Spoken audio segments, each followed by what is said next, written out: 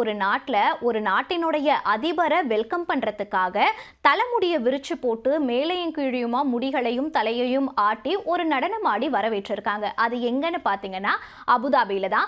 அபுதாபிக்கு இப்ப லேட்டஸ்டா அமெரிக்க அதிபர் டொனால்ட் ட்ரம்ப் பயணம் மேற்கொண்டிருந்தாரு. அப்ப அமெரிக்க அதிபரை வரவேற்கிறதுக்காக அங்க ரெண்டு புறமும், அதாவது இரு புறங்களிலுமே பெண்கள் வரிசையா நின்னுக்கிட்டு ஒரு நீளமான கவுன் போட்டுக்கிட்டு தங்களுடைய முடிகளை எல்லாம் விரிச்சு விட்டுக்கிட்டு தலையை மேலும் கீழுமா ஆட்டி ஒரு டான்ஸ் ஆடி இருக்காங்க.